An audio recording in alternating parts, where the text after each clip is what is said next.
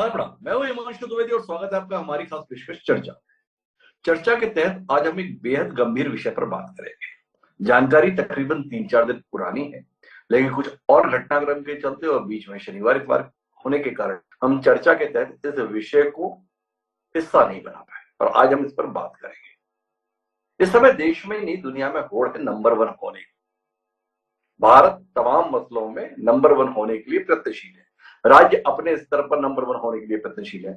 लोग भी नंबर 1 होने के लिए प्रयत्नशील हैं। बच्चा भी क्लास में नंबर 1 आए उसके लिए माँ बाप प्रयत्नशील है। तो नंबर 1 की इस होड़ के बीच में एक खबर ऐसी आई जिसमें बताया गया कि हम दुनिया में नंबर 1 हो गए।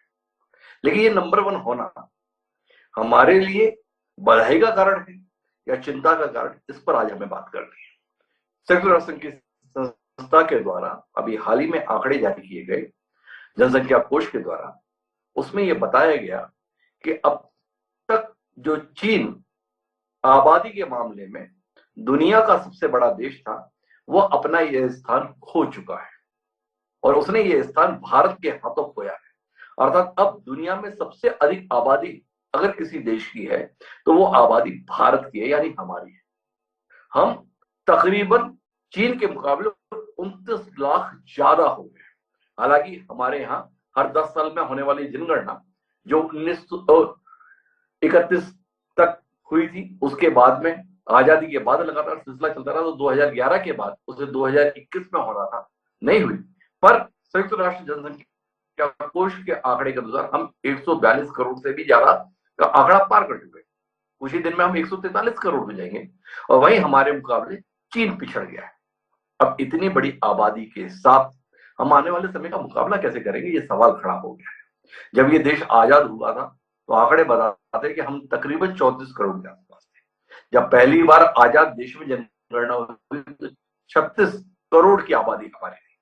36 करोड़ की आबादी से आज 142 करोड़ पे हम पहुंच रहे हैं। तो आज हम इसी पर बात करेंगे। इस गंभीर मसले पर बातचीत करने के लिए हमारे साथ कई खास मेहमान मौजूद हैं। उनसे आपका परिचय कराएं और इस नाजुक मसले पर कुछ विचार परख तथ्यों की पड़ताल करने की कोशिश करें। उससे पहले लेकिन समय है आज के विचार सूत्र का।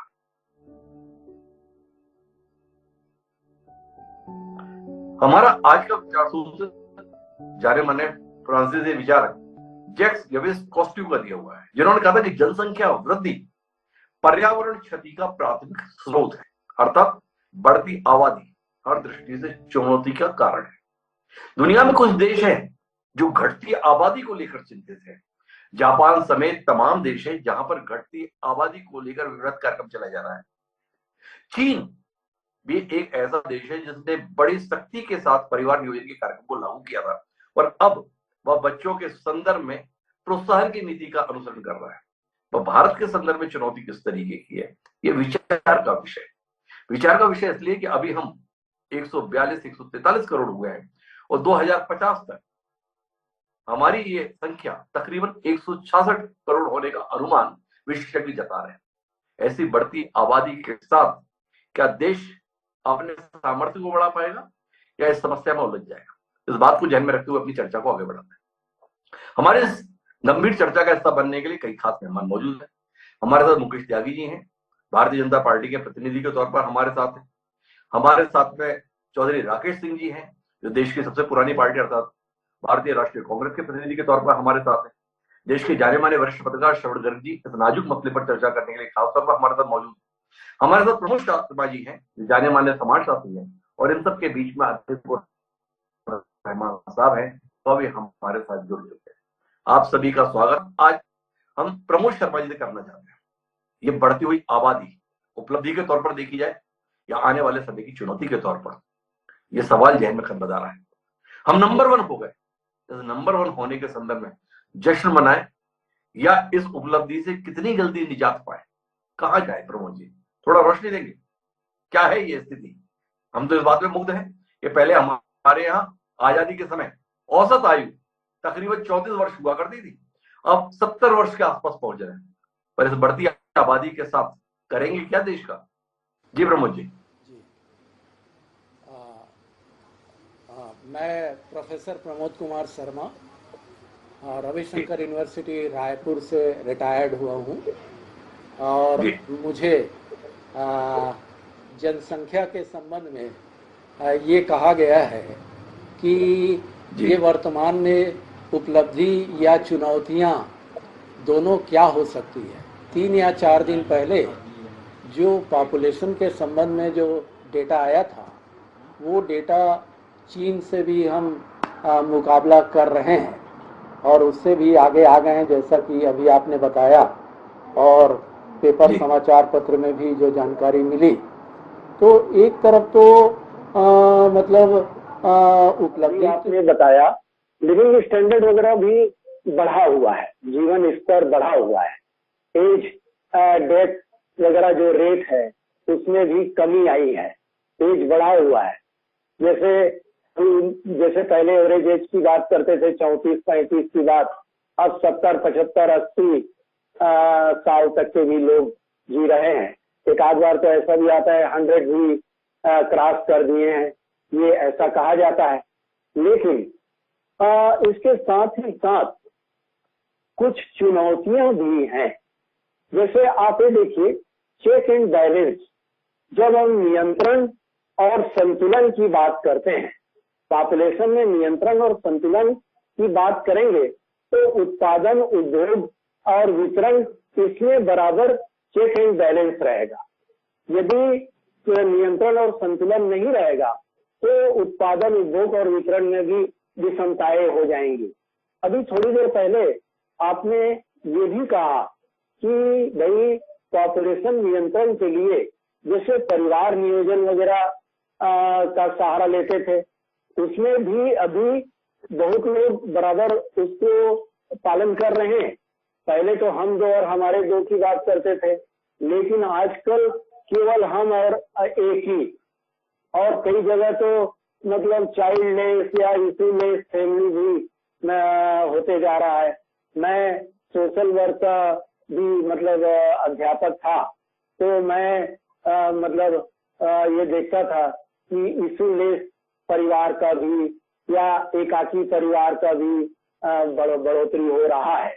लेकिन ये बात तो बिल्कुल सही है कि हम अपने देश की स्थिति को देखें तो हमें लगता है कि इस संबंध में जब तक कि हम पॉपुलेशन को कंट्रोल नहीं करेंगे तो आज नहीं तो कल हमारा देश, भगवान करे कभी ये दुर्दिन ना आए, जैसे पाकिस्तान का, श्रीलंका का जो स्थिति आती अभी हम लोगों ने कुछ दिन पहले ही देखा है, और यही कोई हम लोग पुनः देखेंगे तो ये विडंबना और शर्मसार जैसा लगेगा, ऐसा मैं सोचता हूँ। तो प्रमोद शर्मा जी तो इस बात से इत्तेफाक रखते हैं कि ये बढ़ती आबादी आने वाले समय के लिए चुनौती।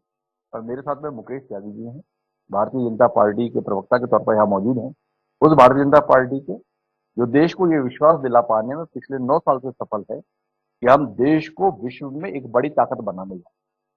और इस बीच में ये खबर आई है मुकेश त्यागी कि आपको कितना चिंता में डाल रहे हैं, और क्या वाकई चिंता में डाल रही है? ये सवाल आपसे इसलिए पूछना पड़ रहा है कि जिस विचार से आप जुड़े हुए हैं, उस विचार से जुड़े हुए लोग सार्वजनिक मंचों से हम दो हमारे दो के कार्यक्रम को बता बताते हुए 4, 6, 8 और 10 का आह्वान कर रहे हैं।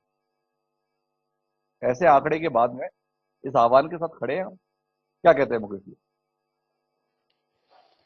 डॉक्टर हिमांशु जी, मेरे कहने का मतलब यह है कि देखिए, भारत की जनसंख्या जो है पूरे विश्व की जनसंख्या जो कि 8 बिलियन के आसपास है, उसके प्रतिशत के मुकाबले शायद 16-16.5% है, और भारत का भूमंडल जो है मात्र विश्व का 2% है। तो ये तनातनी सस्टेनेबल डेवलपमेंट के एंगल से जरूर बहुत ज्यादा कंसर्निंग है। साथ साथ ही भारत जो है वो सबसे यंग पॉपुलेशन है, जो कि जिसको प्रधानमंत्री मोदी जी कहते हैं डेमोग्राफिक डिविडेंड। चाइना के अंदर वन चाइल्ड पॉलिसी लाई, और अब मुझे लगता है कुछ साल पहले ही उन्होंने उस पॉलिसी को बंद किया, क्योंकि उनकी फर्टिलिटी रेट जो है बहुत ज्यादा ड्रॉप कर गई। और ये अंतर्गत ये हुआ कि वहां पर जो बुजुर्गों की आबादी है, which is called grey population, वो इतनी बढ़ गई है कि आने वाले समय में जो उनका इंफ्रास्ट्रक्चर है, जो तमाम लेबर प्रोडक्टिव फोर्स है, वो एक चुनौती है। अभी मैं किसी डिबेट में था तो मैंने कहा कि ये जो है, ये पॉपुलेशन एक्सप्लोजन जो है, ये बेन है या कर्स है, ये मतलब बून है या बेन है। जी। तो ये तो दोनों तरीके से देखा जा सकता है। अब आप ये देखिए कि हिंदुस्तान के अंदर आईटी एजुकेशन जितनी है वो पूरे दुनिया में आउटसोर्स पे लगे हुए हैं। तो हम इसको अगर कन्वर्ट करना चाहें, और मैं समझता हूँ मोदी जी की जो विजन है, दूरदृष्टि है, और जिस प्रकार से लोगों का विकास हो रहा है, हिंदुस्तान भले ही एक पॉपुलेशन की चुनौती से जूझ रहा है, लेकिन मैं समझता हूं अगर इसको लगातार हमने एनर्जी को चैनलाइज किया तो ये हमारे विश्व के अंदर सबसे बड़े रेवेन्यू का सोर्स भी बन जाएगा। लेकिन अफसोस इस बात का है कि अलग अलग लोगों के अलग अलग विचार हैं। और फर्टिलिटी रेट पे देखिए, हमारी फर्टिलिटी रेट मैं आपको बताऊं डॉक्टर हिमांशु जी, अभी जो बढ़ रही है धीरे धीरे घट करके 2050-2060 में 1.9 आ जाएगी। 2.21 का चैलेंज किया गया है। तो ये जो पॉपुलेशन, मैं ये नहीं कह रहा हूं पॉपुलेशन नहीं बढ़नी चाहिए, बिल्कुल। मुझे बहुत अफसोस इस बात का है कि हिंदुस्तान आज इस कगार पे खड़ा हो गया है कि आज पॉपुलेशन कंट्रोल हमारी चाइना से बहुत बड़ी हुई। लेकिन चाइना का भूमंडल भी तो देखिए आप, उसके अनुपात में उनके पास बहुत बड़ा लैंड एरिया है, उनके पास रिसोर्सेज ज्यादा है, हमारे यहाँ मैं रिसोर्सेज इतने त्यागी नहीं। थोड़ा रोकना चाहूंगा आपको। मुझे ऐसा लग रहा है कि आप कहीं उलझ रहे हैं, आप स्पष्ट तौर पे कम्युनिकेट नहीं कर रहे हैं हमें। ये वाकई एक विफलता है। सरकार का ध्येय अलग है और सामाजिक कार्यकर्ताओं का ध्येय अलग है। ये संघर्ष है, हिंदू मुस्लिम का संघर्ष है। जो तमाम सनातन धर्मावलंबी हैं, जिनका समाज में बड़ा प्रभाव है, वो सार्वजनिक मंचों से ये आह्वान पिछले कुछ समय से कर रहे हैं कि एक तरफ देखो 10-10 बच्चे हो रहे हैं, और एक हमारे यहां देखो 2 बच्चों पर रुक रहे हैं, हमें भी 4, 6, 8 बच्चे होने चाहिए। तो आपसे जानना ही चाहता हूं कि समाज किसकी बात माने? ये समाज में प्रभाव रखने वाले संतों की बात माने या सरकार के द्वारा चलाए जा रहे कार्यक्रम को माने? आज जिस आंकड़े के साथ हम खड़े हैं, ऐसे में सरकार किसके साथ खड़ी है, ये जानना चाहते थे। क्या कहते हैं, किसी प्रकार से सियासी तकसीम ना किया जाए तो बेहतर है। स्टैटिस्टिक्स बताती हैं कि किस प्रकार से हिंदुओं की आबादी में और मुस्लिम की आबादी में किस प्रतिशत से और किस त्वरित गति से बहुत डिफरेंस है। मेरे हिसाब से कम कहाँ पर 17 या 18% हिंदुओं की ग्रोथ रेट बढ़ी है, वहीं पर जो है 23% जो है मुस्लिम की बढ़ी है। तो ये तो पीयू इंटरनेशनल का भी कहना है कि 2050 तक आते आते हिंदुस्तान में मुस्लिम की पॉपुलेशन बहुत तेजी से मल्टीप्लाई कर रही है। तो फर्टिलिटी रेट गिरने के बाद भी जो ये दो समुदाय में, लेकिन मैं इसको सियासी बिल्कुल जामा नहीं पहनाना चाहता हूँ इस मुद्दे को। योगी जी ने ऑलरेडी पॉलिसी लेकर के आए हैं और जिस प्रकार की इंसेंटिव उन्होंने जो अपनी पॉपुलेशन पॉलिसी में डाले हैं वो सबके लिए हैं, चाहे वो हिंदू हो या मुस्लिम हो। उन्होंने ये तो नहीं कहा कि सब ये मुस्लिम के लिए ये पॉलिसी होगी या हिंदुओं के लिए पॉलिसी होगी। वो पॉलिसी का बहुत स्वागत है। उन्होंने इंक्रीमेंट के लिए बात करी है, उसमें प्रमोशन की बात करी है, उसमें अगर आपका एक बच्चा है तो आपको प्रेफरेंशियल एडमिशन मिलेगा और आपको जो है तमाम ऐसी सुविधाओं को मुहैया कराया जाएगा। आपको घर के अंदर जो फैमिली नियंत्रण, जो जैसे कॉन्डोम्स हैं और आईयूटीज हैं, तमाम ऐसी मोर्टेलिटी रेट्स हैं हॉस्पिटल के अंदर महिलाओं के प्रति जो प्रसूति विभाग में उनको। जी मेरे सवाल के साथ जुड़िए ना। जिन संतों को आप समाज का पथ प्रदर्शक बताते हैं, जिनके विचार के साथ आप बहुत नजदीक दिखाई देते हैं, उन्होंने पिछले कुछ समय से सार्वजनिक मंचों से अभियान चलाया हुआ है और उसमें ये कह रहे हैं कि आपको 2 बच्चों पर नहीं रुकना है, बढ़ना है। इसके संदर्भ में कुछ तो कहिए मुकेश त्यागी। देश के सबसे बड़े राजनीतिक दल से आप ताल्लुक रखते हैं, सरकार कह रही है रुकिए, संत कह रहे हैं बढ़िए। इसके संदर्भ में कुछ तो कहेंगे आप, या आप ये कह के बच लेंगे? मैं विवाद में नहीं पड़ना चाहता। मैं उनकी संतों की निजी राय क्या है, मैं तो आपको योगी जी का नियंत्रण बता रहा हूँ कि उन्होंने जनसंख्या नियंत्रण, वो भी हमारे भारतीय जनता पार्टी के एक बड़े प्रखर नेता हैं, मुख्यमंत्री हैं, और उन्होंने जितनी स्ट्रिक्ट पॉपुलेशन पॉलिसी लाई है वो हमें, मुझे लगता है भारतीय जनता पार्टी का एक प्रकार से जो आइडियोलॉजी है जनसंख्या को लेकर वो प्रतिबिंबित करती है। अब मान लीजिए इस बात पर रुकना चाहते हैं मुकेश त्यागी। संत और सरकार के बीच का द्वंद्व है, इसमें मुकेश त्यागी कुछ नहीं कह रहे, पर मेरे साथ में चौधरी राकेश सिंह जी। कांग्रेस ने एक बार बड़ी कीमत चुकाई थी परिवार नियोजन के संदर्भ में सख्ती के साथ कार्यक्रम चलाने की, ऐसा देश का इतिहास बताता है। इमरजेंसी के साथ जो विषय साथ में कांग्रेस ने जोड़ा था वो परिवार नियोजन कार्यक्रम। और चौधरी जी, आपके पास में ताजा तरीन आंकड़े हैं, उपलब्धि है या समस्या है, कुछ अपना नजरिया साझा करेंगे? कहाँ खड़े हैं हम और कहाँ जाना चाहते हैं हम? पूरे विश्व के क्षतिज पर देखें डॉक्टर साहब, तो बढ़ती हुई जैसे कि राजनीतिक लोग तो ये कहते हैं हमारा ये बहुत बड़ा उपलब्धि है, बहुत बड़ी ताकत है और युवा बहुत हैं इस देश में, पूरे विश्व में इतने किसी देश में नहीं है। लेकिन मूल बात ये आती है कि क्वालिटी एजुकेशन क्या है, आप किस तरीके की शिक्षा दे रहे हैं। आबादी ज्यादा बढ़ जाए, शहरों में रहने वाली 40% की आबादी को अगर अच्छी शिक्षा मिल जाए और 60% जो आबादी देहात में रह रही है, वो बच्चे जो पढ़ नहीं पा रहे हैं। आप आईटी की बात कर रहे थे मुकेश त्यागी साहब, कितने लोग आईटी में जा पा रहे हैं? आप पहले मूल बात ये करिए कि इस देश में पॉपुलेशन सभी समस्याओं को पैदा करती है। हम प्राथमिक चीजें जो हैं वो हम स्वास्थ्य सुविधाएं नहीं दे पा रहे क्योंकि पॉपुलेशन इतनी बढ़ जाती है, और हम एजुकेशन सिस्टम नहीं बना पा रहे हैं आज तक। तो हमें उस गरीब आदमी को देख के चलना है या बहुसंख्यक समाज को देख के चलना है कि जो देहात में रहता है उसके बच्चे कैसे तरक्की करेंगे। जब हम दुनिया के नक्शे पर देखते हैं डॉक्टर साहब, तो पॉपुलेशन हमारा सबसे बड़ा अवरोध है तरक्की करने में। आज हम आबादी में तो पूरे हिंदुस्तान में आगे हो गए, हम चीन को पीछे कर दिया इसमें। लेकिन कभी ये विचार किया जाता है कि हम कर्ज में भी 8वें नंबर पे हैं विश्व में। भारतवर्ष 8वें नंबर पे आता है कर्ज में, हम किसी दिन इसमें भी बहुत अव्वल हो जाएंगे। ये किसी राष्ट्र की तरक्की का मापदंड नहीं है। उस राष्ट्र में इजराइल है आपका, देखिए आप, जनसंख्या कम है लेकिन लोगों की बुद्धिमत्ता देखिए आप, एजुकेशन देखिए। ऑस्ट्रेलिया है, देखिए हमसे बहुत कम आबादी है लेकिन उनके पास भूभाग ज्यादा है, कितना बढ़िया गेहूं पैदा करते। मैं इस बात से सहमत हूं मुकेश त्यागी साहब की कि जनसंख्या के आधार पर अगर पृथ्वी का बंटवारा हो तो हमें पृथ्वी के हिस्से में से 16% चाहिए। आज हमारे पास 2 पॉइंट कुछ % है। लेकिन बढ़ती हुई जनसंख्या और इस तरीके के वक्तव्य देना ये देश के हित में नहीं है। हम क्वालिटी पैदा करें, अच्छे उत्कृष्ट लोग पैदा करें, अच्छी शिक्षा दें। और अगर हम राजनीतिक मापदंड से देखेंगे और सामरिक दृष्टि से भी देखें तो इन 30 वर्षों में डॉक्टर साहब ये साबित हो गया है कि जनसंख्या से कोई लड़ाई नहीं लड़ी जा सकती। अब आदमी घर बैठे हवा में लड़ाई लड़ रहे देश, तो जनसंख्या का अब कोई महत्व नहीं रहा है, अब क्वालिटी का महत्व है। ये जो दुनिया जिस तरफ जा रही है उस पर आप किस क्वालिटी के लोग पैदा कर रहे हैं। हमारे जो क्वालिटी के लोग थे वो सब विदेश में चले गए, आईटी सेक्टर में काम करने वाले विदेश में चले गए, अच्छे डॉक्टर्स विदेश में चले गए। भारत में क्या बचा है? भारत में वो बचा है जिसको शिक्षा नहीं मिल रही है, जिसको स्वास्थ्य सुविधाएं नहीं मिल रही है। ये हमारे लिए चिंताजनक है। आपने बात की श्रीमती इंदिरा गांधी जी की, आज पूरा देश इस बात को मान रहा है।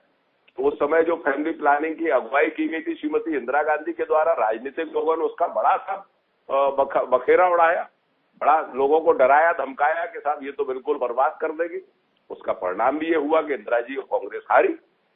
लेकिन दूरदृष्टि ये थी कि इस देश की सबसे बड़ी समस्या है बढ़ती हुई जनसंख्या। हमें अपनी पीठ नहीं ठोकना चाहिए। और मैं भाई मुकेश त्यागी जी की बात सुन रहा था कि योगी जी ने बहुत बढ़िया सिस्टम कर दिया है और 2 बच्चों को ही नौकरी मिलेगी, अगर 3 होगा तो नहीं।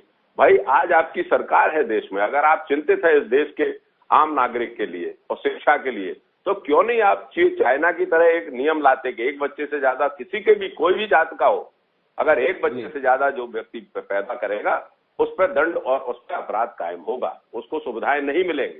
ये आम नागरिक के लिए करना पड़ेगा, आज नहीं करना पड़ेगा डॉक्टर साहब, कल करना पड़ेगा अगर इस देश को वैश्विक दृष्टि से आगे बढ़ाना है। जनसंख्या हमारे लिए अभिशाप पर आपकी टिप्पणी चाहिए, फिर मैं अतीकुर रहमान साहब के पास आऊंगा। चौधरी राकेश, क्या आपको नहीं लगता है कि आपकी एक भूल भी हमारे को भारी पड़ रही है? समान नागरिक संहिता अगर बनी होती तो ये जो झगड़ा सामाजिक स्तर पर चला हुआ है, इनके कई हमारे क्यों इतने ही इस द्वंद्व से बच जाते। एक मजहब वालों को 4-4 शादियों का प्यार, दूसरे बाकी लोगों के लिए रुकावट, और इसी के आधार पर मंचों से बयान दिए जा रहे हैं, भाषण दिए जा रहे हैं, आह्वान किए जा रहे हैं, सरकार का नारा जो भी हो, पर जिनका समाज में प्रभाव है उनके आह्वान को आप अनसुना कर रहे हैं क्या चौधरी राकेश? क्या आप नहीं मानते कि इस संदर्भ में आजादी के बाद चूक हो गई? अगर इस देश के नागरिकों के लिए समान नागरिक संहिता लागू होती तो शायद मुकेश त्यागी जी जो हमें बता रहे हैं कि हमारा 16-17%, अतिकुर रहमान साहब जी के तबके का 23%, और बड़ा चिंता में डाल रहा है, इस चिंता से बच लेते। हम पहले 1947 की स्थिति में जाए कि इस भारत में क्या था।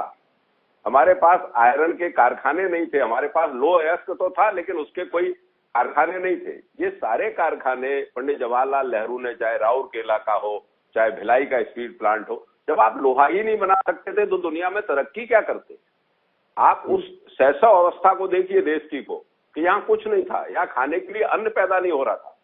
वो हरित क्रांति, वो सीड लाके यहाँ की कृषि को उन्नतशील बनाया गया, सिंचाई के। आप, हाँ, ये बात आप जरूर कह सकते हो कि भाई आपने ऐसा क्यों नहीं किया जो आज आप कह रहे हो, कि अगर आप तभी समान आचार संहिता ले आते तो किस देश में, किस परिस्थिति में सियाचिन बचाया इंदिरा जी ने, किस परिस्थिति में ग्लेशियर बचाया सिक्किम का।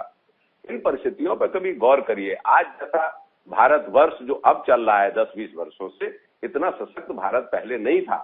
हमने जब पाकिस्तान आजाद करवाया तब दुनिया के बड़े बड़े दादा हमारे खिलाफ हो गए थे, लेकिन उन परिस्थितियों को देखते हुए इस देश में जो नियम और कायदे कानून लागू किए गए वो सराहनीय थे। लेकिन आज इस बात की आवश्यकता है, जैसा मैं वकालत कर रहा हूं इस बात की, कि अब सख्ती से नियम होना चाहिए, किसी भी बिरादरी का हो, किसी भी समाज का हो, किसी भी धर्म का हो। एक बच्चे से ज्यादा अगर कोई पैदा करता है तो इस पर कानून लाना पड़ेगा अगर इस देश को तरक्की में ले जाना है, और वरना आप काफी सख्त हो गए। बोले उस समय की परिस्थिति अलग थी, पर अब परिस्थितियां ऐसी हैं और चुनौती ऐसी है कि हमें इस दिशा में आगे बढ़े। तो मैं अतिकुर रहमान साहब के पास आता हूँ।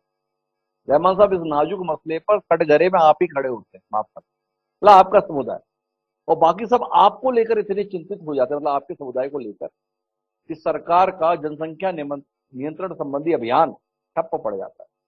क्या कहते हैं, क्या मुस्लिम समुदाय से ही अगर देश में शुरुआत हो इसके संदर्भ में तो कुछ बात बनेगी? आप जैसा विचारवान व्यक्ति क्या सोचता है? जी धन्यवाद डॉक्टर साहब। डॉक्टर साहब, सबसे पहली बात तो देखिए, पॉपुलेशन की जब हम बात कर रहे हैं तो इसको कम्युनल बनाना सबसे बड़ा नुकसान साबित हुआ है टू कम, या पहले भी जो पॉलिटिकल पार्टीज ने कम्युनल बनाने की इसको कोशिश की। क्योंकि अगर किसी भी एक्सपर्ट को आप बिठा दीजिए, या जिस तरह से राकेश सिंह जी अभी बात थे कि जब हम जनसंख्या की बात कर रहे हैं तो क्या कोई धर्म के आधार पर आप जिम्मेदार ठहरा सकते हैं कि इस धर्म वालों ने ही जनसंख्या को बढ़ाया है? सबसे बेसिक अगर इसके अंदर कोई बात आती है जनसंख्या के ओवर पॉपुलेशन के लिए, तो वो आता है एजुकेशन, वो आता है अंडर प्रिविलेज हमारी सोसाइटीज, हमारे जो एजुकेशनल इंस्टीट्यूशंस ने इस मुतालिक कोई काम नहीं कर पाए, ये आता है। अर्बन और रूरल जो पॉपुलेशन है इसके अंदर जो अंतर है इसके, लेकिन ये ध्यान ना देकर खास तौर से आरएसएस और बीजेपी क्रिएट किया कि भाई मुसलमान 4 शादी करता है, 12 बच्चे पैदा करता है। कभी इस तरफ ध्यान नहीं दिया कि भाई अर्बनाइजेशन और रूरल इसके पॉपुलेशन पे भी ध्यान दिया जाए। अलबत्ता हम उस बहस में ना जाएं और अभी जो प्रेजेंट हालात है इसके अंदर जाएं। यूएन ने क्या कहा है डॉक्टर साहब? यूएन ने कहा है कि 1.4 बिलियन अपॉर्चुनिटीज, यानी एसेट बताया है जनसंख्या को, बोझ नहीं बताया है कोई। और जब कभी मैं जनसंख्या की डिबेट पर गया डॉक्टर साहब, मैंने इसी बात को एक्सपर्ट्स ओपिनियन के साथ में रखा है कि आप जनसंख्या को एसेट क्यों नहीं बता पा रहे हैं। इसीलिए जनसंख्या को एसेट हमारी पॉलिटिकल क्लास नहीं बता पाती है, क्योंकि इस पॉलिटिकल क्लास ने एक तरह का विशियस सर्कल बना के रखा था। Reservations, under educated population, poverty, price rise, इसमें ये लोगों को उलझा के रखो और इनको बांटकर सत्ता में आप रूलिंग पार्टी बने रहो। मैं किसी एक पॉलिटिकल पार्टी को जिम्मेदार नहीं, और उसके ऊपर कम्युनल ओवरटोन जो आपने जिसकी तरफ इशारा किया। अब आप बताइए कि जो पॉपुलेशन जनसंख्या एसेट के तौर पे काम कर सकती थी 10 साल पहले, 20 साल पहले, 4 और फिलहाल भी, उसको जब पॉलिटिकल क्लास एक तरह का बोझ बनाकर साबित करे कि भाई नहीं भाई, एक बच्चे पैदा करने वाले को इतना राशन भी नहीं मिलेगा, 2 बच्चे पैदा इतनी नौकरियां मिलेगी, ये किस तरह की पॉलिसी है? क्या इस तरह की पॉपुलेशन पॉलिसी सरवाइव कर सकती है? चाइना का एग्जांपल मतलब थोड़ा उलझ गया आपकी बात से। आपने बताया कि उन्होंने अपनी रिपोर्ट में कहा एसेट्स, तो आप क्या कहना चाहते हैं? ये देश 5 दशक से गलत दिशा में जा रहा है, जो परिवार नियोजन के कार्यक्रमों को बढ़ावा देकर करोड़ों अरबों रुपए खर्च करता रहा, गलत है। परिवार नियोजन की नहीं बल्कि परिवार बढ़ाने की बात है।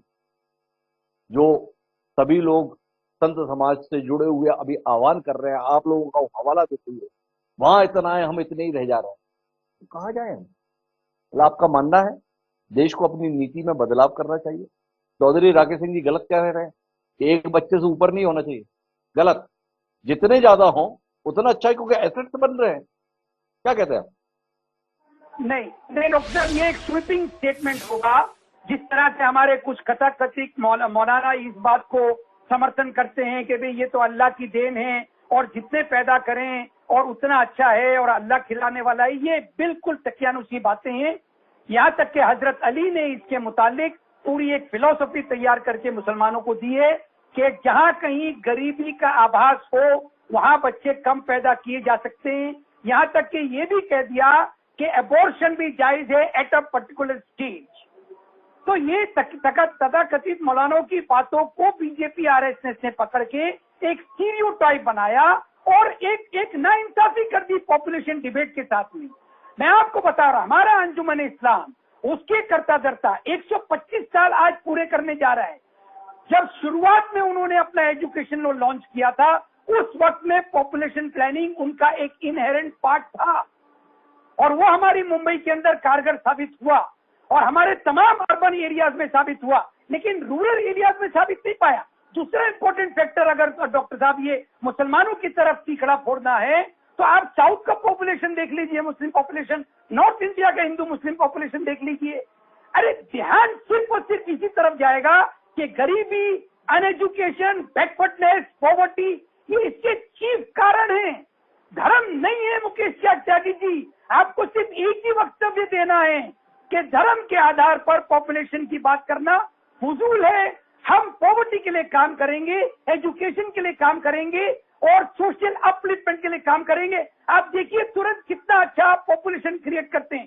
That will be an asset, that will be an asset, ताकत बन सकती है। तो अतीकुर रहमान साहब ने एक बड़ी खूबसूरत बात की, ये जो अल्लाह के करमसे के नाम पर कुछ मौलाना के द्वारा भ्रम फैलाया गया है, ये बात दरअसल इस्लाम की नहीं है।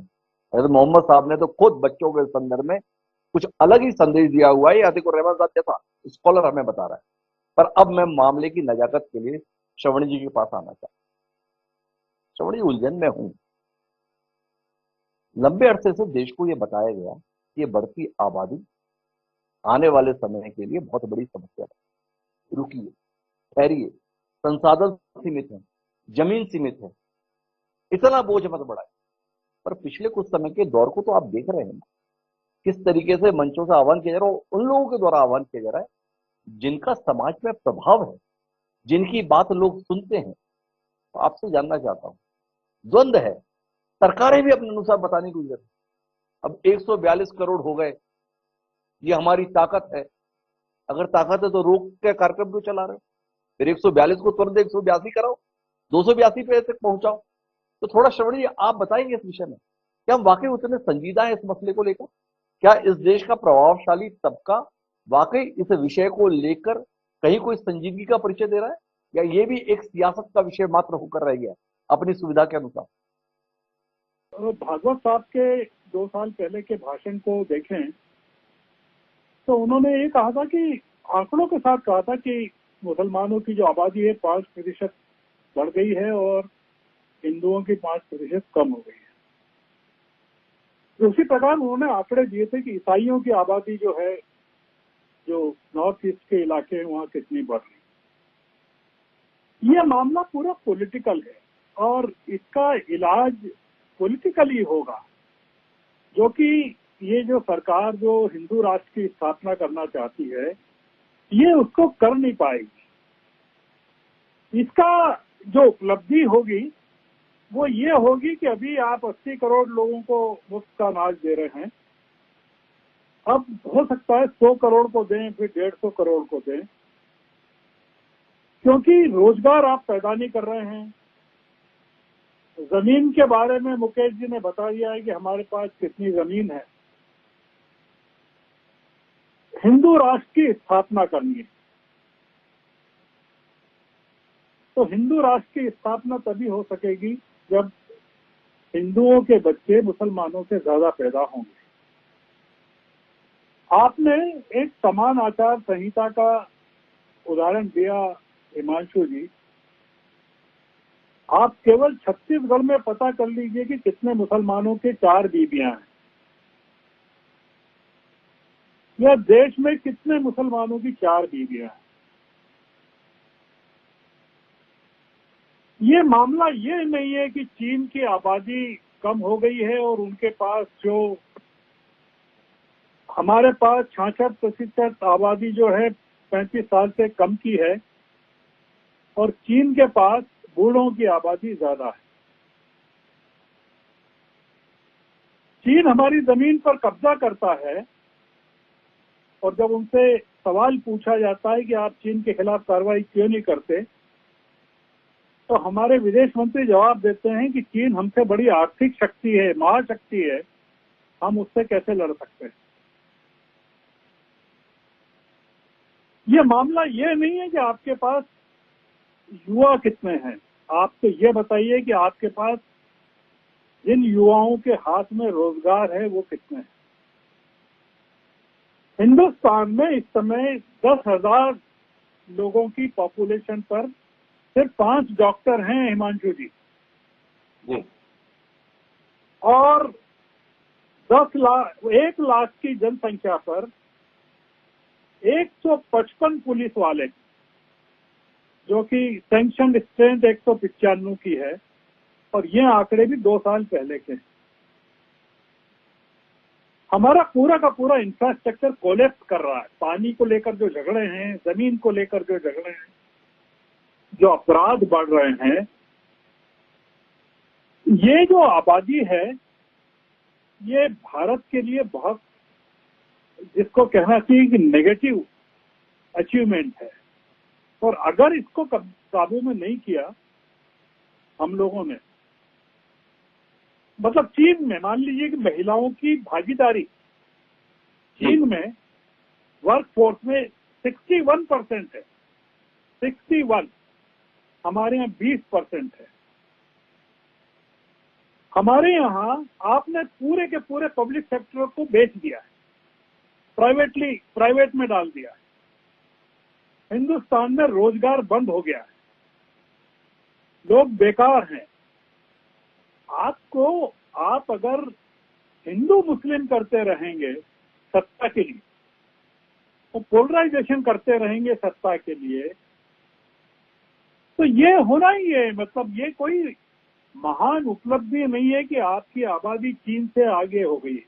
आप अगर चीन के मुकाबले बड़ी आर्थिक शक्ति बन जाएं, तो हम ये मानेंगे कि हाँ आप एक बड़ी शक्ति बन गए हैं। और उसके कारण मतलब हो क्या रहा है, हिंदुओं की आबादी में अगर कमी है, उसका बेसिक रीजन ये है कि वो लोग क्वालिटी ऑफ लाइफ की तरफ जा रहे हैं। चीन में इतने इंसेंटिव देने के बाद भी, और जापान में भी, और साउथ कोरिया में भी, वहाँ पॉपुलेशन इसलिए नहीं बढ़ रही है कि उनको पता है कि अगर कम बच्चे होंगे तो जिंदगी बेहतर होगी। वो इसलिए जा रहे हैं। हमारे यहाँ हमारे धार्मिक नेताओं का जो पूरा नजरिया है, वो उसमें रोजगार कहीं नहीं, उसमें क्वालिटी ऑफ लाइफ कहीं नहीं है, रोजगार कहीं नहीं है। आपके पढ़े लिखे लोग आपका देश छोड़कर जा रहे हैं। तो ये जो एक पूरा का पूरा डायलेमा है, ये आप इसको जो धर्म का मुलम्मा चढ़ाकर पूरा का पूरा देखा जा रहा है। मुझे बहुत अच्छा लगा अतीकुर रहमान साहब की बात सुन के।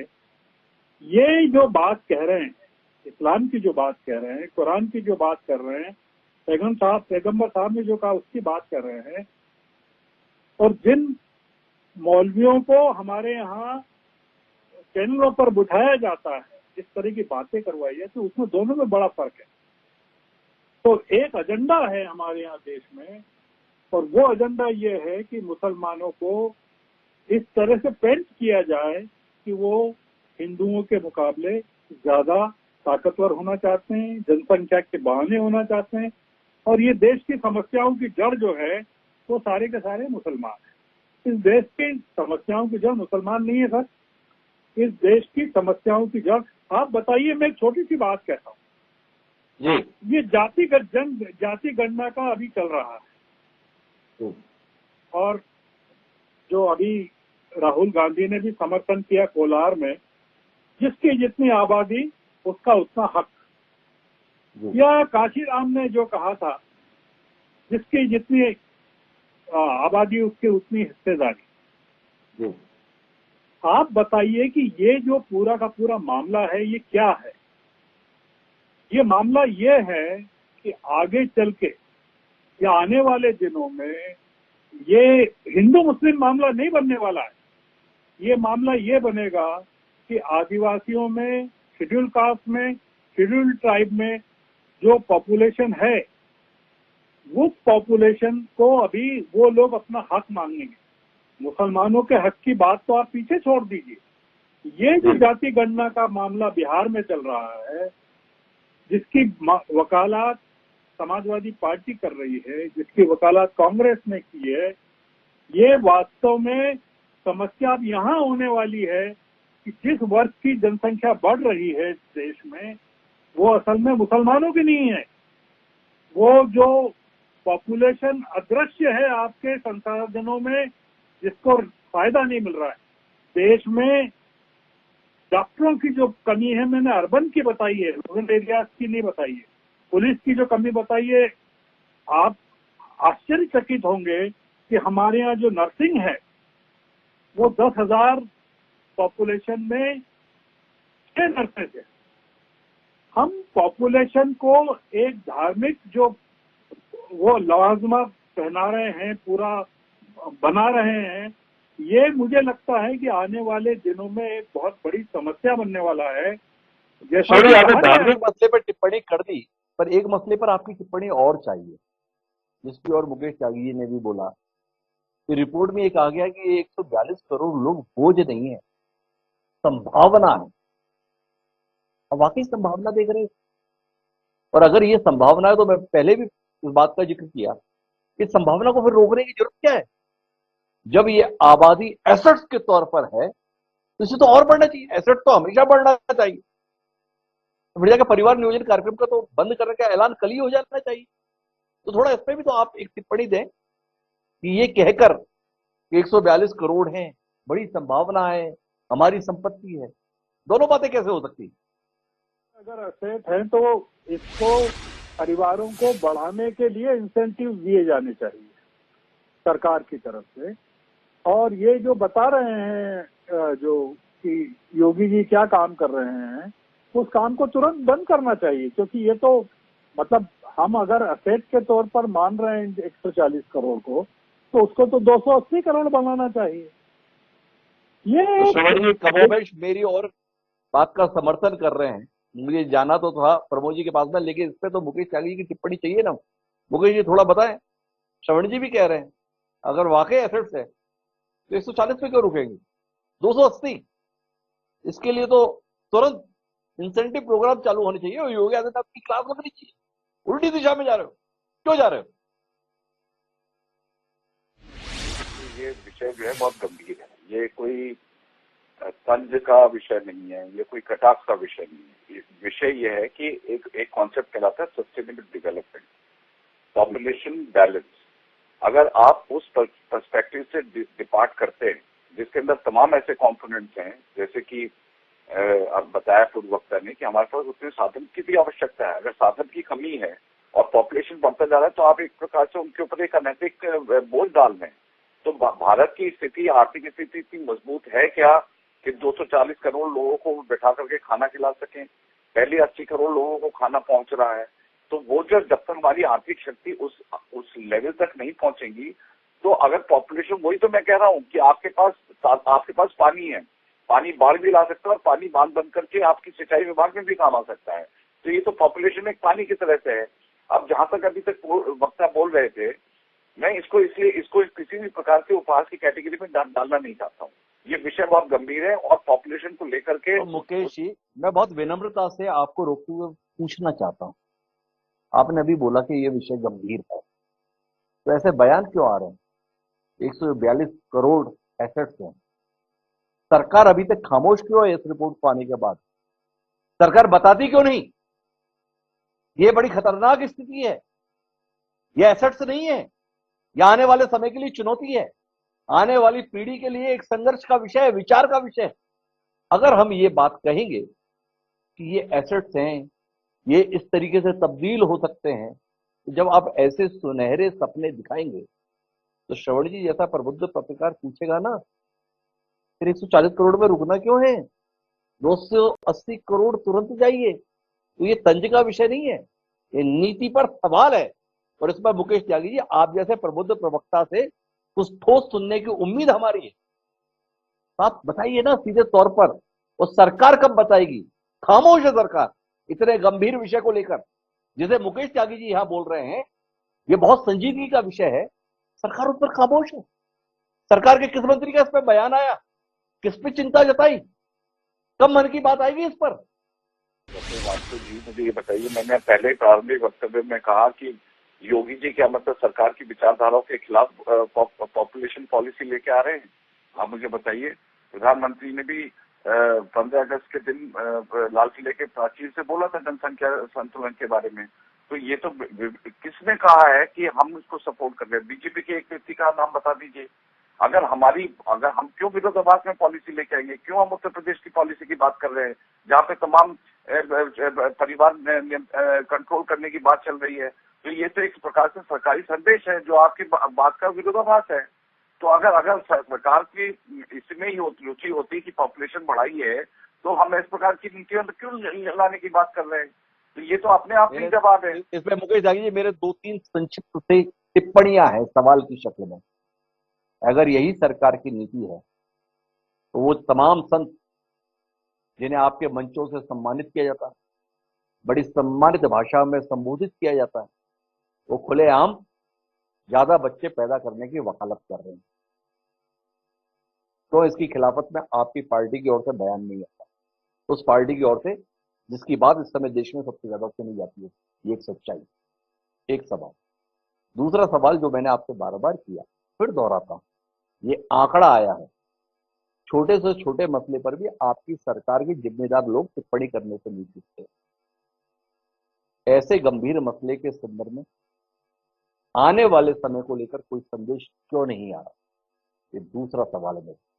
और तीसरा एक और सवाल यह है कि देश के सम्मुख सवाल है, उदाहरण उत्तर प्रदेश का दे रहे हैं। देश की सरकार के संदर्भ में बताने के लिए बुक चाहिए जाते रहे। देश की सरकार के द्वारा इसमें नीति चाहिए जो पूरे राज्य अनुसरण करे। या हम मान लें अब हमें नरेंद्र मोदी जी से उम्मीद नहीं करनी चाहिए, योगी आदित्यनाथ की मिसाल लेकर हम काम चलाएं? क्या ऐसे ही आप चाहते हैं? तो ये 3 विषय हैं, टिप्पणी करेंगे तो हम आगे बढ़ेंगे। देखिए, प्रधानमंत्री मोदी ने बोला है, उनके वक्तव्य को आप सुन लीजिए। इसके अलावा मोहन भागवत जी ने बोला है, उनके वक्तव्य को आप सुन लीजिए। इसके अलावा असम के अंदर ये पॉलिसी इंप्लीमेंट हुई है, वहां पे आप जाके देख लीजिए। तो खाली उत्तर प्रदेश तक सीमित नहीं है, ये राष्ट्रव्यापी पॉलिसी बनेगी। और उसको आप देखते रहिए। अब मुझे आप ये बताइए हिमांशु जी, जब शादी की उम्र 21 साल की गई तो क्यों उसका खिलाफत की गई, जरा मुझे बताइए। जबकि उसका स्वागत किया वहाँ के क्रिश्चियन बिशप्स ने, केरला के मुस्लिम ने वो किया। आप यू इंटरनेशनल की स्टैटिस्टिक्स उठा करके देख लीजिए कि पूरे विश्व के अंदर 1.74% इंक्रीज जो है वो मुस्लिम की है, और जो एवरेज पॉपुलेशन इंक्रीज है वो 0.74% है, जस्ट डबल है। इंडिया के अंदर भी आप स्टैटिस्टिक्स उठा करके देख लीजिए। जब दारुल उलूम के देवबंद के वो बोलते हैं, नौमनी जी कहते हैं कि ये तो इंसानी हकूक है बच्चे पैदा करना, ये तो मानव अधिकार के खिलाफ है। तो इस प्रकार के वक्तव्य जब देंगे तो उसकी प्रतिक्रिया में कुछ संघों के लोग हो सकता है कि ऐसी प्रतिक्रिया का जवाब दे रहे हो, लेकिन उसमें सरकार का अगर कहीं स्टैंपिंग लगी हो या सरकार का कोई आधिकारिक बयान आ रहा हो तो आप मुझे दिखा दीजिए कि सरकार ने उस बयान को जो है एंडोर्स किया है। सरकार का बिल्कुल उल्टी धारा में बह रहा है सरकार तो ये चाहती है भाई आप ठीक है पॉपुलेशन करिए, लेकिन पॉपुलेशन ये मत बढ़ाइए कि आप उसको संभाल ना सकें। वो तो एक रैशनैलिटी की बात हो रही है, यहाँ पर लगातार बात हो रही है। मोदी जी के टाइम में भी रैशनैलिटी की कोई, मुझे एक बात बता दीजिए कि क्यों भाई आप अपोज कर रहे हैं कि 21 साल की उम्र से लड़की की शादी नहीं होनी चाहिए? उसका आधार बताइए, क्यों कर रहे हैं उनके खिलाफ?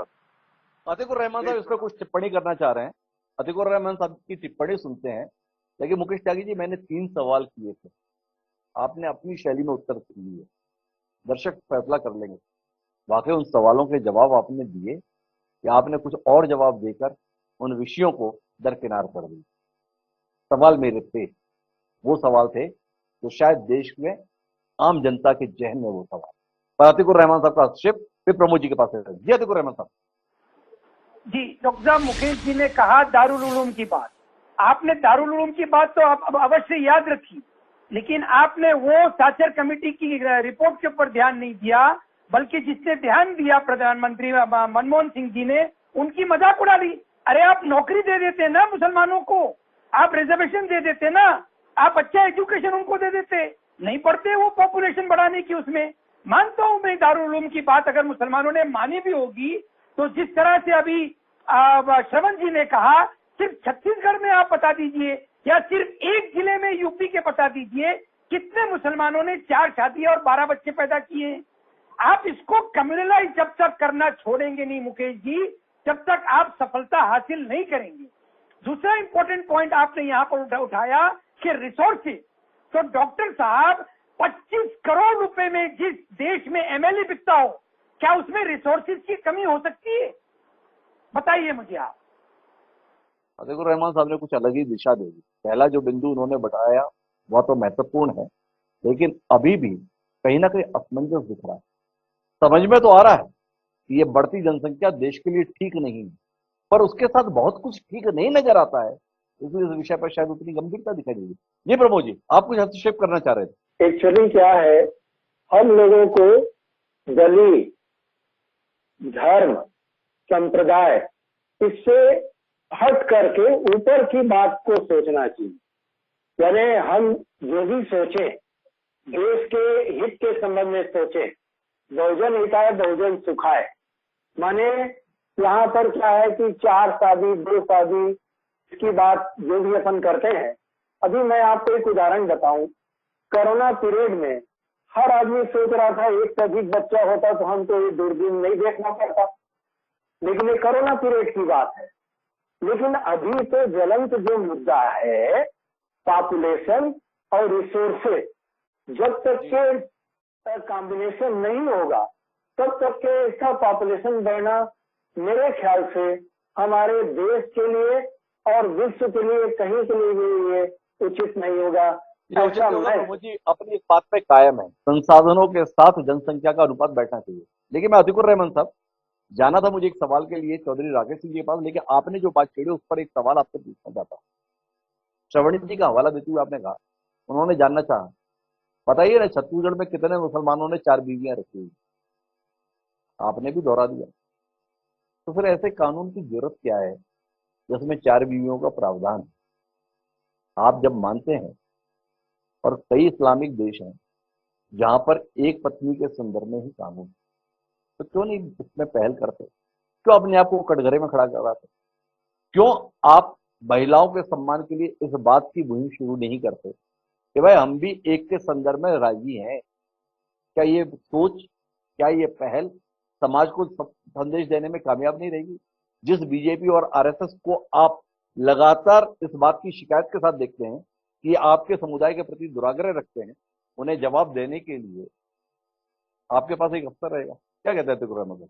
समय नहीं है इस समय आप पहल करें कि भाई हमारे संदर्भ में भी एक का ही कानून लगा दो। लोग करते भी नहीं है, आपने ही बताया। डॉक्टर साहब, ये आरएसएस बीजेपी ने स्टीरियोटाइप बनाया है 4 शादियों वाला मामला। बिल्कुल साफ तौर पे कुरान में जो अल्फाज इस्तेमाल किए हैं कि आप क्योंकि 1, 2, 3 या 4, लेकिन क्योंकि आप इंसाफ नहीं कर पाओगे चारों के साथ में, इसीलिए एक ही बेहतर है। और हमारे दानिश्वर मुसलमान इसको सदियों से लोगों को बताते चले आ रहे हैं, लोग मानते भी हैं, कोई नहीं करता है 4 शादियां। डॉक्टर साहब, इसीलिए गर्ग साहब ने कहा कि छत्तीसगढ़ में आप उठा के देख लीजिए कितने मुसलमानों की। ये स्टीरियोटाइप जो आरएसएस बीजेपी ने बनाया है, ये घर कर गया है हिंदू समाज के बीच में। इस स्टीरियोटाइप को खत्म करने की जरूरत है। जब कुरान खुद कह रहा है, अल्लाह खुद कह रहा है कि आप इंसाफ नहीं कर पाओगे, इसीलिए एक ही बेहतर है। तो एक मैसेज तो पहुंच ही गया मुस्लिम समाज को, और सभी एक ही करते हैं। कहाँ है इतने साधन मुसलमानों के पास जो चार चार रखेंगे? नहीं रहमान साहब, मैं कुतर्क पे जाना नहीं चाहता, पर कई प्रभावशाली लोग जिनकी समाज में एक बड़ी हैसियत थी, उन्होंने दूसरी शादी करने के लिए इस्लाम को अपनाया और उसके माध्यम से अपनी मंशाओं को अंजाम पहुंचाया। उदाहरण भरे पड़े हैं, आप इससे इंकार नहीं करेंगे। इस प्रावधान का कैसा बेजा इस्तेमाल हुआ और इसके कारण से लोगों के बीच में ये धारणा घर कर गई। आपसे एक बार फिर पूछता हूं, क्या समान नागरिक संहिता लागू करने का ये सही अवसर नहीं है? देश नाजुक मोड़ पर है, सबके लिए कानून बने। चौधरी राकेश सिंह कह रहे हैं एक बच्चे की नीति को लागू किया जाए, हर मजहब के संदर्भ में लागू किया जाए। क्या कहते हैं आप? समय है, देश के सम्मुख चुनौती आई है, वाकई ऐसा कड़ा फैसला लिया जाना चाहिए। डॉक्टर साहब, बहुत हिम्मत का काम है। एक ड्राफ्ट रेजोल्यूशन ही लेके आ जाइए, मैं मान जाऊंगा।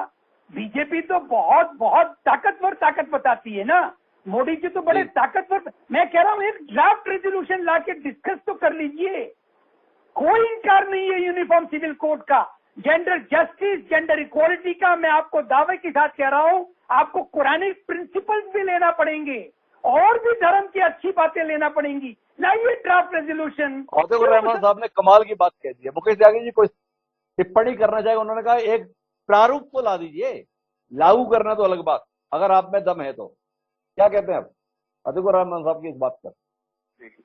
देखिए, दम की बात तो है कि 3 तलाक को खत्म ही किया है सरकार ने, और मैं समझता हूँ कि तमाम मुस्लिम महिलाओं ने उसका एहतराम किया है, उसका खैर मकदम किया है। और अतिकुर रहमान साहब के जहां तक आर्ग्यूमेंट का मामला है, वो बहुत रैशनल आदमी है, आई रिस्पेक्ट हिज रैशनैलिटी। लेकिन जब एनफोर्समेंट की बात आती है तो उनकी जुबान लड़खड़ाने लगती है, क्योंकि वहां पर वो देखते हैं कि समुदाय का जो है बैकलैश आने वाला है। आप इनसे पूछे कि 21 साल की उम्र की लड़की की शादी की मुखालफत क्यों की गई, क्यों नहीं उम्र बढ़ाई जाए ताकि जनसंख्या पे स्वतः ही उस पर नेचुरल कंट्रोल आएगा, उस पर कहीं कोई एंडोर्समेंट नहीं आता है। तो तमाम ऐसे मुद्दे हैं डॉक्टर हिमांशु जी जहां पर ये रैशनैलिटी के एंगल से तो ठीक है, लेकिन जब एनफोर्समेंट की बात आती है तो वहां पर तमाम इनकी तकसीम हो जाती है। कभी कोई कुछ बोलेगा, कभी कोई कुछ बोलेगा, हर एक को अपनी अपनी सियासी दुकान चलानी है वहां पर। मैं अतिकुर रहमान साहब की बहुत इज्जत करता हूँ क्योंकि ही always makes a rational statement, लेकिन जब एनफोर्समेंट की आपने बात करी तो फिर उन्होंने उस बात को घुमा दिया। अरे आप कहिए कि एक शादी होनी चाहिए, बोल दीजिए, आप अपील करिए इस प्रोग्राम के माध्यम से। अगर कोई नहीं कर रहा तो आप कह दीजिए कि polygamy should be banned in India. तो आप अपने एक स्टेटमेंट जोर बोलिए तो सही, वो आवाज नहीं आएगी। वहां पर आप उसको रैशनैलिटी, उसको फिलोसफी, उसको तमाम ऐसे स्टेटमेंट देंगे ताकि वो डाइल्यूट हो जाए मुद्दा, ताकि वो आप रहमान साहब को लग रहा नहीं मैं देने को तैयार हूँ। ये जी 2 पॉइंट, ये मैं पॉइंट भूल गया था 21 ईयर्स ऑफ एज की जो बात की। मैं कह रहा हूँ मुकेश जी आप 25 करिए, लेकिन क्या आप गर्ल चाइल्ड को सिक्योरिटी देंगे? आप उन गांव देहातों में जहां पर आपको रोमियो स्क्वाड बनाना पड़ते हैं, उन माँ बाप को आप आश्वासन देंगे कि हमारी बच्चियां सुरक्षित रहेंगी हमारे स्कूल में, हमारे कॉलेज में, हमारे समाज में? आप 25 कर दीजिए। अरे भाई, अगर लोअर एज में पेरेंट्स शादियां कर रहे हैं, आपने कभी किसी फैमिली से पूछा कि वो लोअर एज में क्यों अपनी लड़कियों को घर से निकालना चाहते हैं? अपने जिगर के टुकड़े को वालिदैन अगर अपने घरों से निकाल रहे हैं पेरेंट्स, तो क्यों निकाल रहे हैं? सोशल इनसिक्योरिटी की वजह से निकाल रहे हैं मुकेश जी। और दूसरी बात, आपने कहा एक शादी का ऐलान करना, अरे अल्लाह खुद ऐलान कर रहा है। आप इंसाफ नहीं कर सकते एक से शादी के साथ, इसीलिए एक बेहतर है, ओनली वन। तो अतिकुर रहमान साहब, थोड़ा मुकेश त्यागी जी को हौसला आएगा, आपके प्रति बड़ा सम्मान है, वो सम्मान सवालों के घेरे में नहीं आएगा। उनका कहना है कानून बनना चाहिए। क्या अतिकुर रहमान साहब इसके संदर्भ में तैयार हैं, जहां एक पत्नी के संदर्भ में, मुसलमानों के संदर्भ में भी कानून हो जाना चाहिए? अल्लाह ने कहा जेंडर जस्टिस, जेंडर इक्वालिटी के नाम पे यूनिफॉर्म सिविल कोड होना आवश्यक है। जो रूढ़िवादी हिंदू, मुसलमान, क्रिश्चियन थे, अपनी औरतों को बराबर हक नहीं दे पाए हैं, सबके ऊपर रोक लग जाएगी। यूनिफॉर्म सिविल कोड जब कभी आएगा, अगर आ जाए उसके अंदर एक शादी वाला मामला, तो लेकर आइए, ट्राइबल्स मानेंगे आपके। सबसे पहले अगर इनकार किसी ने किया डॉक्टर साहब, तो ट्राइबल्स ने इनकार किया यूनिफॉर्म सिविल कोड का, लेकिन खड़ा फूटेगा मुसलमानों के ऊपर। अतिकुर रहमान साहब ने जवाब दे दिया मुकेश त्यागी का। अब हम इस विषय को समापन की ओर ले जाते हैं और चौधरी राकेश सिंह आपके पास आना चाहते हैं, क्योंकि मुझे आखिरी टिप्पणी श्रवण जी की चाहिए। इस नाजुक समय पर देश की सरकार से क्या उम्मीद आप करते हैं, क्या करे सरकार, कोई बात रखना चाहेंगे? तो डॉक्टर साहब, मैं सीधे सीधे तौर पे ये कहना चाहता हूँ कि भारत में एक संविधान है और संविधान की पुस्तक हमारे लिए होली पुस्तक है, और उसके अनुसार जो तय होता है उसी को हर प्रत्येक जात पे, प्रत्येक धर्म पे और खास तौर से उस मसले पे, उस मसाइल पे जिस पे हमारा देश काफी पिछड़ रहा है पॉपुलेशन के माध्यम से, पॉपुलेशन बढ़ने के माध्यम से, इस पे तो हमें संविधान के अनुसार अगर सरकार को अमेंडमेंट भी करना पड़े, जैसे मैं कह चुका हूँ, आप 40% लोगों को सुविधाएं अच्छी दे दें और 60% लोग देहात में रह रहे हैं, वो बहुत गर्दिश के उसमें रहें, अशिक्षित रहें, उनको स्वास्थ्य नहीं मिले, तो सरकार को तो ये वाजिब समय है। तो इस अलार्म को समझना चाहिए कि हम दुनिया में सबसे बड़े पॉपुलेशन वाले देश हो गए हैं, इसलिए इसको रोकने का तरीका आपको निकालना ही पड़ेगा और संवैधानिक तौर पर निकालना पड़ेगा, मेरा ये मानना है। तो चौधरी राकेश सिंह सीधे कड़े फैसले की बात कर रहे हैं, पर मैं अब श्रवण जी आखिरी टिप्पणी के लिए आपके पास आ रहा हूं। मैं बार बार सरकार की खामोशी के संदर्भ में जिक्र कर रहा हूं। क्या वो खामोशी आपको भी सुनाई दे रही है या खामोशी से इतर कुछ आप सुन पा रहे हैं? और आप जैसा अनुभवी पत्रकार क्या सरकार से कोई आग्रह करना चाहेगा? शिकायत तो हम लोग बहुत देरी कर लेते हैं, तो श्रवण जी आप बड़े गंभीर पत्रकार के तौर पर छवि रखते हुए लोग चाहे वो प्रभावी राजनीतिक क्यों ना हो आपकी बात को सुनते हैं। क्या इस मौके पर आपके पास कोई ऐसी बात है जिसके संदर्भ में आप आग्रह की शक्ल में कह सके भाई मैं सरकार से ये आग्रह करता हूं इस समय ये कदम उठा? मेरी बात तो मुकेश जी ने कहा कि उपहास का विषय नहीं बनाना चाहते, तो मैं तो वैसे ही गौरवान्वित हो गया कि मेरी बात उपहास के लायक है और वो मेरे ऊपर कृपा कर रहे हैं कि बनाना नहीं चाहते। दुनिया में सबसे ज्यादा संख्या ईसाई देशों की है, उनकी आबादी 250 करोड़ है। उसके बाद दुनिया में 26 मुल्क मुसलमानों के जो इस्लाम को मानते हैं उनकी आबादी 200 करोड़ है। हिंदुओं की आबादी 120 करोड़ है, बहुत सीमित है। आप 120 करोड़ लोगों को तब तक डर दिखाते रहेंगे मुसलमानों का और ईसाइयों का, ये देश जानना चाहता है। आप अपनी नाकामियों को हिंदू मुसलमान और हिंदू ईसाई करके कब तक छुपाते रहेंगे? मैं केवल एक ही मांग करता हूं, 2014 से 2021 के बीच 23 के बीच में 10 सालों में इस देश की आबादी 10 करोड़ बढ़ी। 130 करोड़ थी जब ये नई सरकार आई थी और 142 करोड़ है, 12 करोड़ बढ़ी। हम आने वाले 10 सालों में देख लेंगे कि इस देश की आबादी कहां जाती है। मैं केवल एक ही चीज मांगता हूं इस सरकार से, 80 करोड़ लोगों को अनाज देना बंद कर दे, मुफ्त का। सरकार को अपने आप समझ में आ जाएगा कि आबादी के मतलब क्या होते हैं।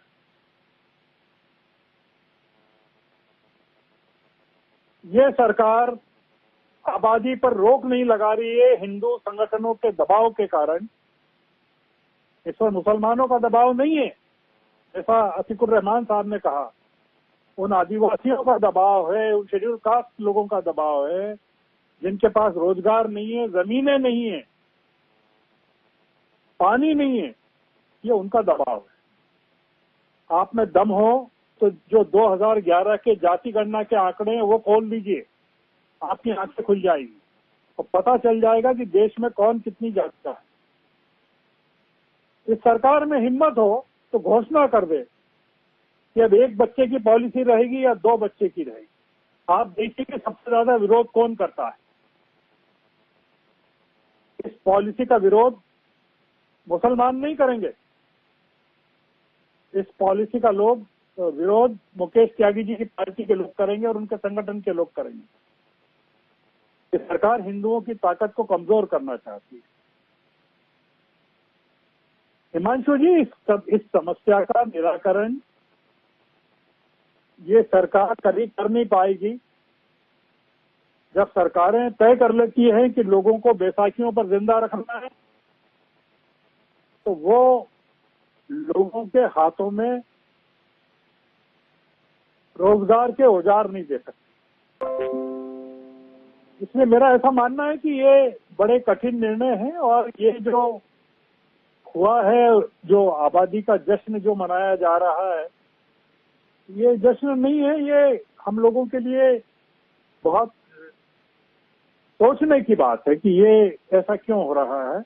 ये ऐसा क्यों हो रहा है। तो कुल मिला के अब मेरा चूंकि समय समाप्त हो रहा है तो मैं इस विषय को समाप्त करूं, तो कुल मिला के एक मर्म की बात, किसी अंतर्राष्ट्रीय संस्था की इस टिप्पणी से खुश मत हो जाइए कि 142 करोड़ आपके लिए एसेट्स हैं। हकीकत को पहचानिए। इस देश के हुक्मरानों ने 5 दशक पहले इस बात को भांप लिया था कि आने वाले समय के लिए क्या खतरा हो सकता है।